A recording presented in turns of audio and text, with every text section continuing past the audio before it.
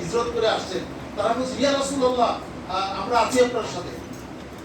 কিন্তু রাসূল সাল্লাল্লাহু আলাইহি ওয়াসাল্লাম তাও চুপ করে আছে, বলেছেন না বলো, আবার বলো। মানে মোট কথা আল্লাহ রাসূল সাল্লাল্লাহু আলাইহি ওয়াসাল্লাম অপেক্ষা করতেছেন যে আনসার সাহাবীদের পক্ষ থেকে কি উত্তর আসে। মুহাজিররা তো আগেই বলে ফেলছে, কারণ মুহাজিররা ঘর ছাড়ছে, বাড়ি ছাড়ছে, সম্পর্ক ছাড়ছে, সবকিছু ছাড়ছে কিসের জন্য? আল্লাহর জন্য। তো তাদের আগে যাওয়াটা খুবই স্বাভাবিক। কিন্তু আনসাররা কি বলে? আর বদরি যে মানে 313 জন ছিল, তার মধ্যে বেশিরভাগ ছিল কারা? আনসাররা। বেশিরভাগ ছিল কারা? আনসার। আল্লাহ রাসূল সাল্লাল্লাহু আলাইহি ওয়াসাল্লাম অপেক্ষা করতেছেন, অপেক্ষা করতে করতে তারপরে এক আনসার সাহাবী দাঁড়ায় বললেন, ইয়া রাসূলুল্লাহ আপনি আগান, আপনার সামনে থেকে আপনার লড়বো, আপনার ডানে থেকে লড়বো, আপনার বামে থেকে লড়বো, আপনার পিছন থেকে। তখন আল্লাহ রাসূল সাল্লাল্লাহু আলাইহি ওয়াসাল্লাম মুখটা উজ্জ্বল হয়ে গেছে।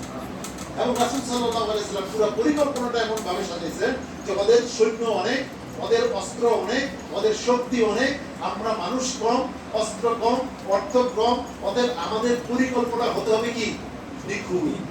আলোচনার তো সময় নেই। উনি ঠিক করেছেন যে সবার সাথে আমরা যুদ্ধ করতে পারবো না, ওদের 10টা যদি দল থাকে, ওই 10টা দলের যে লিডার আছে আমরা টার্গেট করবো শুধু তাকে, কর্মীদেরকে কোনো টার্গেট টুর্গেট নাই। সংখ্যা কত কমে আসলো কিনা?